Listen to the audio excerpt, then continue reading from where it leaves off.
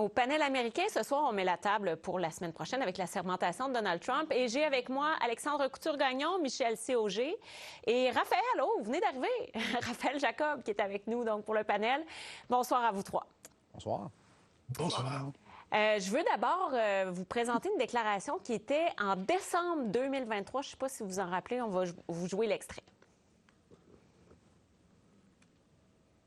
Under no circumstances, you are promising America tonight you would never abuse power as retribution against anybody. Except for day one. Yes, you're not going to be a dictator, are you? I said, no, other than day one. We're closing the border, and we're drilling. After that, I'm not a dictator, okay? That sounds... Bon, au moment de lancer sa course à l'élection présidentielle, Donald Trump avait promis qu'il ne serait pas un dictateur durant son deuxième mandat, sauf le premier jour de sa réélection. Il disait on va fermer nos frontières, intensifier les forages pétroliers. On a l'impression que Donald Trump encore là, joue le jeu là, jusque dans ses photos officielles que vous allez voir aussi. Là, celle de 2025, vous allez voir la différence dans le regard, contrairement à celle de 2017. Le président a fait beaucoup de menaces. Hein? Il a promis de signer des décrets dès le jour 1. Alexandre, je commence avec vous. Vous êtes professeur à l'Université du Texas. Vous vous attendez à quoi? À autant de signatures de décrets? Je m'attends à une multitude de décrets présidentiels en matière d'immigration, en matière certainement d'économie, peut-être même aussi en matière de politique étrangère, mais je pense que définitivement, en matière d'immigration, on peut s'attendre à beaucoup. En matière d'énergie, là, drill, peut-être que le président Trump va en faire dès le jour 1. Il a promis aussi de réduire les subventions, les crédits d'impôt aux véhicules électriques, puis il a fait d'autres annonces, mais je pense que vraiment, pour lui, c'est l'immigration qui est la clé le jour 1. Puis habituellement, les présidents en signent autant leur arrivée en poste ou c'est assez exceptionnel?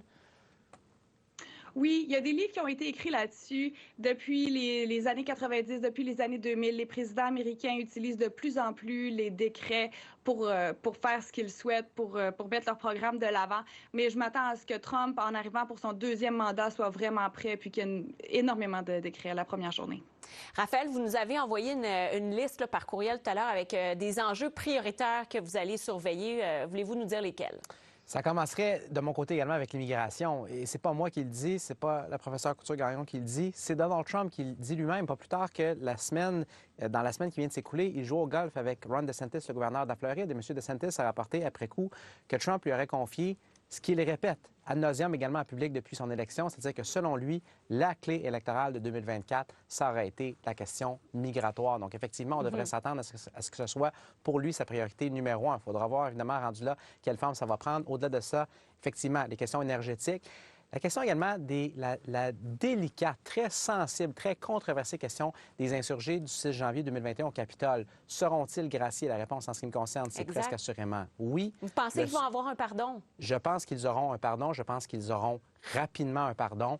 Où il y a quand même un doute qui subsiste encore à ce jour, c'est de savoir l'ampleur des pardons. C'est-à-dire, est-ce qu'on va vraiment dire à 100 on gracie tout le monde tout d'un coup, peu importe qu'est-ce qui a été fait dans certains cas comme crime et comme crime grave. Et là, je fais référence particulièrement à ceux et celles qui ont attaqué physiquement des policiers sur place il y a 4 ans. Vous savez, dans les derniers jours, M. Vance, le futur vice-président des États-Unis, qui va être assermenté un peu avant M. Trump lundi, a laissé planer beaucoup de doutes par rapport à ça, comme quoi, dans ces cas-là, peut-être qu'on n'irait pas jusqu'à un pardon. Donc, tout ça pour vous dire qu'il y a un certain flou qui est entretenu. Mais ce qui me semble très probable, effectivement, c'est qu'on va voir plusieurs décrets, d'abord et avant tout, encore une fois, sur les questions frontalières et migratoires. Et Michel, de votre côté, vous allez surveiller quoi, sachant que Donald Trump a souvent mentionné qu'il voulait se venger carrément contre ses ennemis, là. À qui il fait référence, puis à quoi on peut s'attendre, d'après vous? D'abord, son équipe dit qu'il y a une centaine de décrets qui sont prêts à être signés le jour même. Puis c'est devenu quasiment une tradition. Tout de suite après la prestation de serment, on s'en va dans une petite pièce au Capitole pour signer un paquet de décrets. M. Biden n'avait pas fait une centaine, mais un peu moins, mais quand même. Donc, c'est pas inusité de faire ça. Ce qui serait très inusité, c'est des pardons le premier jour, effectivement. Et il ne faut pas oublier que il y a quand même eu un document qui a été publié cette semaine venant du bureau du procureur général disant que, en tout cas, le procureur spécial, M. Smith, était certains qu'ils pouvaient condamner Trump pour encouragement à l'insurrection. Bon, on ne le saura jamais vu que ce n'est pas arrivé, mais il reste que ce serait extrêmement bizarre que le premier geste du nouveau président soit de gracier des gens qui ont à toute fin utile, là, participer à une entreprise de coup d'État. C'est ça que c'est. C'est remarqué que c'est encore bizarre aussi que le président en question soit amené à la Maison-Blanche une deuxième fois après ça, mais on vit dans des situations exceptionnelles, faut-il croire. Il y aura aussi des choses sur l'énergie, mais il y aura c'est ça que nous, on va surveiller au Canada, c'est la question des tarifs douaniers. Ça se pourrait qu'il y ait déjà des tarifs douaniers qui soient imposés quelques minutes après midi lundi. C'est ça. Puis c'est pour ça que déjà, on est en train de se préparer à la contre-attaque. Puis le gouvernement Trudeau va se dédier à ça là, lundi toute la journée, mardi aussi, je pense. Là.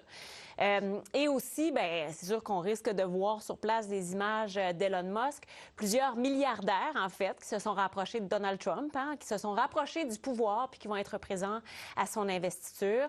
On va vous montrer le tableau là, de ceux qu'on attend. Là. C'est sûr qu'il y a le patron de Facebook, il y a aussi Jeff Bezos d'Amazon. Bon, alors, dans son discours d'adieu à la nation, mercredi, Joe Biden a déclaré qu'une oligarchie était en train de prendre forme. Il ne les a pas nommés directement, mais on comprend qu'il faisait référence à eux. Alexandre, quelle influence, d'après vous, auront-ils sur lui ou est-ce que c'est lui qui aura une influence sur eux? C'est une excellente question. Donald Trump n'aime pas partager, les médias n'aiment pas être la personne qui est à l'avant-scène. Donc, je ne sais pas combien de temps ces relations-là peuvent durer, mais en même temps, Donald Trump, de ce qu'on connaît de sa personnalité, de ce que, par exemple, les journalistes comme Maggie Haberman disent dans New York Times, c'est que Donald Trump aime beaucoup les gens qui soutiennent son ego. Donc, si ces personnes-là savent le flatter, là, lui faire valoir que c'est un bon politicien, il va peut-être les garder près de lui. Mais je pense que Donald Trump va avoir une relation avec ces personnes-là qui va être soit de courte durée, soit conflictuelle, ou soit qui va avoir un impact à court terme. On sait que Donald Trump prend des avis de toutes les personnes, puis plusieurs individus qui ont travaillé avec lui disent que finalement, Donald Trump retient juste l'avis de la dernière personne qui lui a parlé. On va voir si c'est vraiment ce qui se produit dans le deuxième mandat. Certainement, il va devoir, dès le début, prendre position sur TikTok. Oui, c'est ça. Ça va être à surveiller la semaine prochaine. Puis en même temps, il y a des gens parmi eux, comme Mark Zuckerberg, qui a déjà été contre Donald Trump, là, finalement, se range avec lui. Donc, des gens qui veulent se ranger vers le pouvoir. Là. À ce moment-là, Raphaël, d'après vous, qui peut devenir l'opposition de Donald Trump? Qui osera le contredire? Il va y avoir des critiques, et ça très rapidement. D'un côté, absolument. Il est à l'apogée de son pouvoir politique.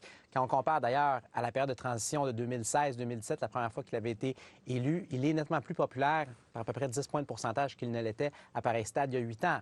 En même temps, le parti adverse, oui, est minoritaire dans les deux chambres du Congrès, mais à quelques pouces d'une majorité, très possiblement qu'il va acquérir lors des élections de mi-mandat qui sont prévues, mine de rien, dans quand même moins de 2 ans. Oui, ça va vite. Hein? Ça va vite. Donc, de l'opposition, il va y en avoir. Et si ça commence à devenir moindrement difficile pour lui de gouverner, croyez-moi qu'au sein du caucus républicain, à la fois à la Chambre, à la fois au Sénat, il va y avoir tôt ou tard des dissensions, non seulement en privé, mais en public, qui vont émerger. Une fois que ça s'est dit, un mot brièvement sur la question des, entre guillemets, oligarques du monde de la technologie. Vous savez, on a un petit peu tout fourré ce monde-là dans le même panier depuis le discours de M. Biden, alors qu'il y a des distinctions qui sont quand même fondamentales et qui doivent être imposées entre plusieurs de ces différents acteurs-là. C'est-à-dire que d'un côté, il y a Elon Musk qui est véritablement un allié politique depuis les derniers mois de M. Trump.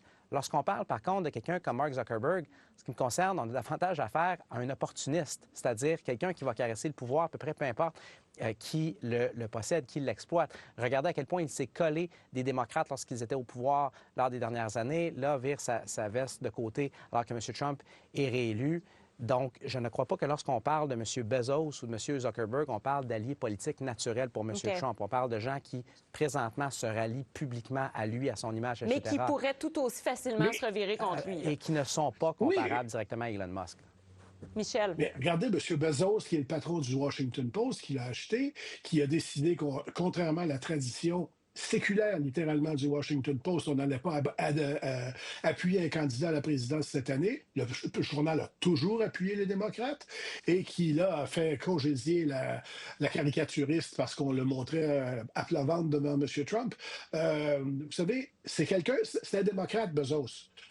Sauf que là, maintenant, il sait de quel côté son pain est beurré. Alors, je pense pas que M. Biden avait tout à fait tort de nous mettre en garde, surtout quand on voit Elon Musk en plus. Et Michel, je vais vous amener ailleurs parce que celui que Donald Trump a désigné pour diriger le Pentagone, Pete Hegseth, on l'a entendu cette semaine au Sénat dans une audition là, qui s'est un peu transformée en joute politique, verbale aussi, là, avec des élus démocrates. On va en écouter un extrait.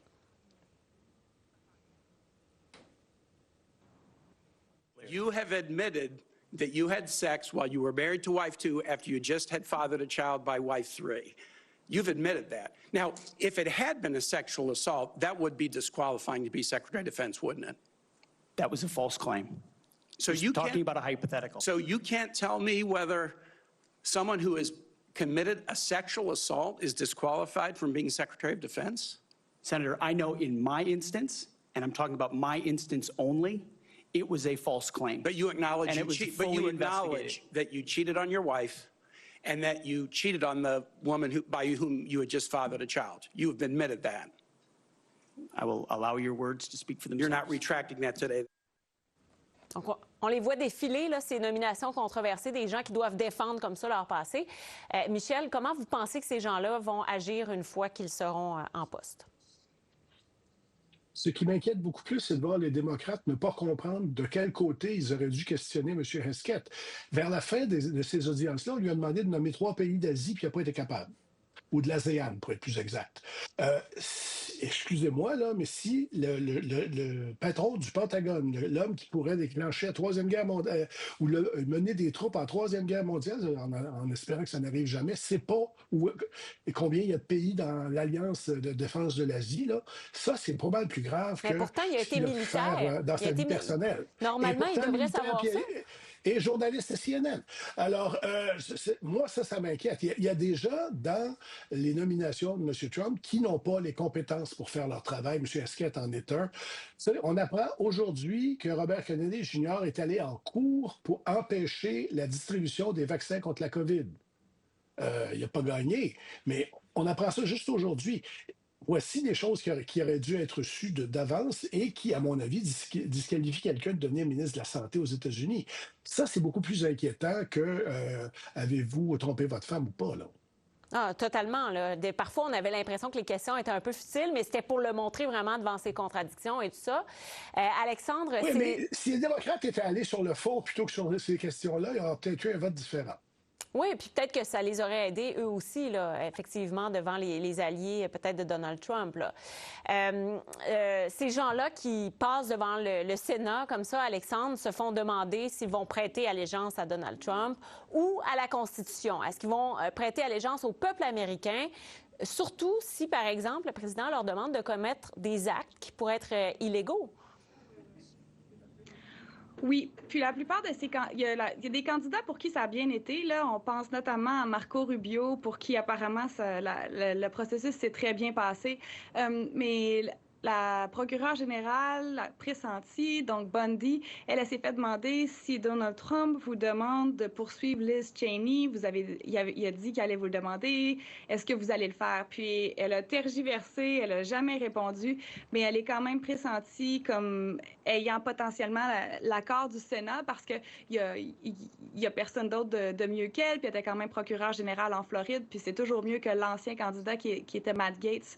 Donc pour certains candidats, ça va très bien. Pour d'autres candidats, c'est plus difficile. Il ne faut pas oublier que chacun des sénateurs ici joue une game politique. Là. Mm-hmm. Les sénateurs républicains peuvent refuser certaines nominations de Donald Trump, mais ils doivent quand même garder son soutien, sinon il n'y a plus rien qui va fonctionner. Puis les démocrates, eux, ils peuvent simplement faire valoir que certains candidats sont pires que d'autres ou obtenir la première page des grands journaux américains. Donc, c'est tout un jeu politique qui se joue avec les nominations au Sénat. Qu'est-ce que vous en avez pensé, Raphaël? Les approbations au Sénat. J'ai pensé, Véronique, que la prémisse de votre question de départ est intéressante. Lorsque vous avez dit, en parlant des candidats et candidates de M. Trump pour servir au sein de son éventuel cabinet, une fois qu'ils seront en poste. La présomption étant qu'ils vont finir par se faire confirmer.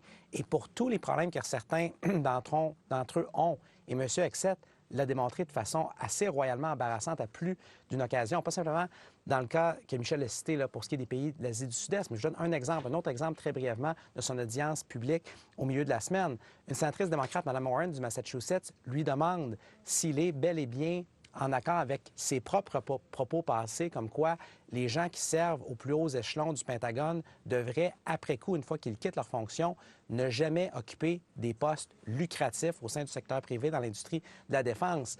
M. Hegseth est allé, si on veut, s'auto-exempter de ça proactivement, en suggérant qu'essentiellement, une fois qu'il aurait quitté le Pentagone, comme numéro 1 du département, il pourrait peut-être flirter avec une position de la sorte. C'était pour le moins maladroit.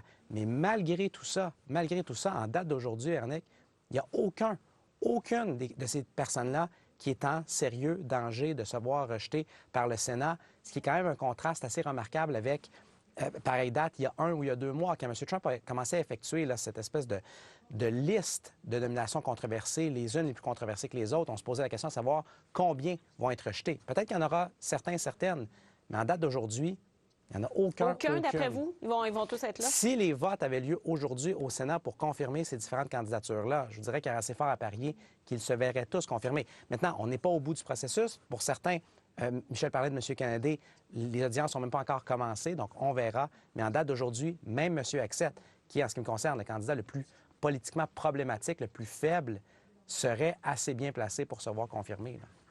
Bon, puis vous avez vu un petit peu plus tôt, peut-être dans l'extrait qu'Azeb nous a présenté, la sermentation va se faire à l'intérieur du Capitole. Donc, c'est sûr que l'image ou la démonstration de force ne sera pas tout à fait la même, là. Michel, est-ce que ça vous surprend? Est-ce que, tu sais, on dit qu'il va faire froid à Washington, là, mais on s'entend, là, moins 15, là, nous autres, on est habitués à pire que ça. Ils sont pris là à Washington, qu'est-ce que vous voulez? J'ai vécu là assez longtemps pour savoir que ça ne prend pas grand-chose pour qu'il y ait besoin d'un deuxième manteau. Mais cela dit, c'est arrivé à Ronald Reagan. C'est pas la première fois que ça va arriver. Donc, mais au moins, ça nous évitera le spectacle assez délirant qu'on avait eu lors de la première inauguration de M. Trump, alors qu'il avait envoyé son attaché de presse dire il y avait 2 fois plus de monde qu'Obama il y a 8 ans. Et les photos aériennes étaient claires. Il y avait 2 fois moins de monde que pour Obama. Ben, j'étais là pour Obama. C'était bien plein le mall et c'est long. Puis on peut rentrer pas mal de monde là-dedans. Oui, mais là, on le sait comment de gens peuvent rentrer dans le Capitole. On évitera ce loufoque-là. Oui, parce que c'est ça, on sait combien de gens peuvent entrer à l'intérieur du Capitole, combien de gens peuvent être dans l'aréna pour visionner.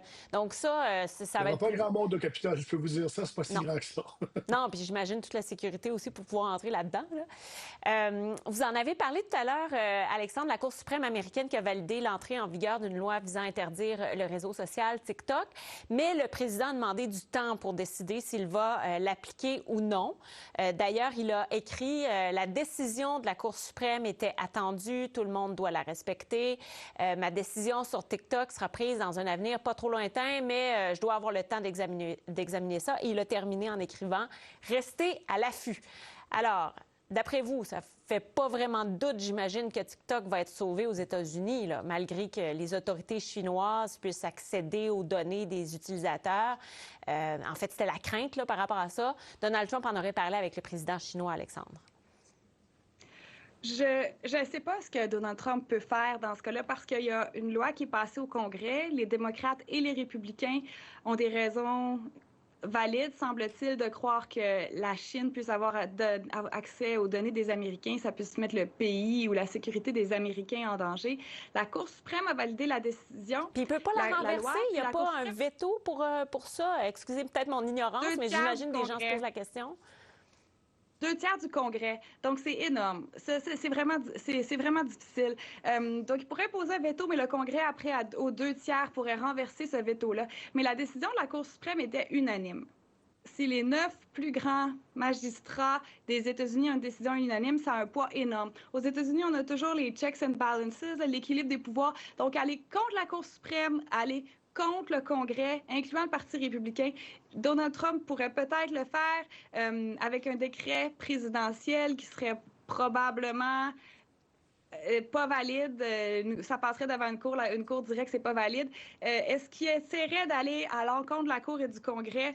Peut-être, mais là, on tombe dans un autre territoire politique qui est honnêtement un petit peu dangereux. Il faut quand même que Donald Trump respecte la loi puis la décision de la Cour suprême. Oui, bon, on peut penser qu'à un moment donné, il va choisir ses batailles, là. Sur cette conversation-là avec le président chinois Xi Jinping, Raphaël, est-ce que vous allez surveiller ce qui va émaner de ça? D'abord, avant tout, revenir juste sur les propos du professeur par rapport à ce que M. Trump va devoir faire d'un point de vue constitutionnel, d'un point de vue légal. Regardez ce que M. Biden, qui est, dans la nouvelle encore, officiellement le président des États-Unis, a annoncé qu'il allait faire aujourd'hui. Même en marge de décision des plus importants juges du pays, ce qu'il a dit, c'est qu'essentiellement, il n'allait pas appliquer la loi.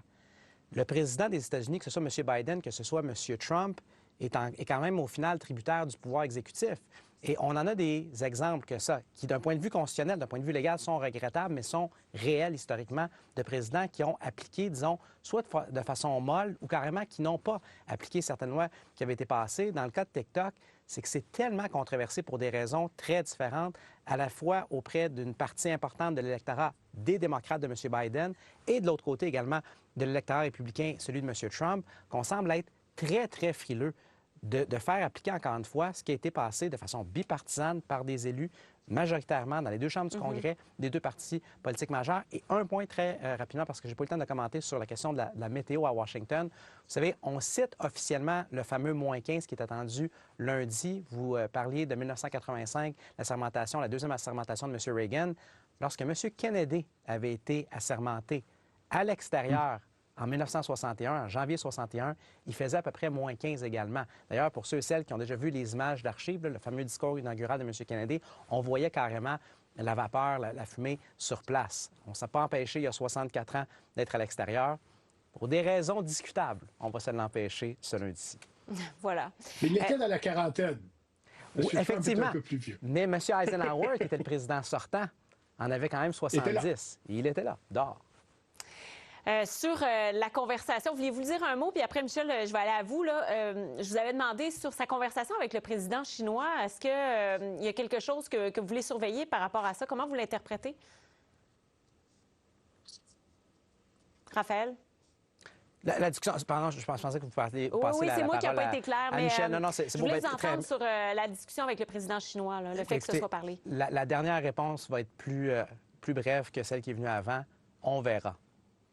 Je ne spéculerai pas sur ce qui va émaner ou non de cette rencontre-là. Soit dit en passant, on sait que M. Trump avait invité Xi Jinping justement à la sermentation de lundi. Le principal intéressé n'y sera pas. Mais pour ce qui est de ce qui va ressortir, gardons-nous une petite patience en ce qui me concerne. Mais quand même, Michel, vous, est-ce que vous pensez que ça peut signifier qu'il va peut-être être plus près des pays comme la Chine ou la Russie, ou contrairement à Joe Biden, ou vous le voyez pas comme ça? Je ne vois pas ça comme ça. Puis il ne faut pas oublier, là, on a un jugement unanime de la Cour suprême qui valide une loi qui interdit TikTok. On ne peut pas aller à l'encontre de ça dans le système américain.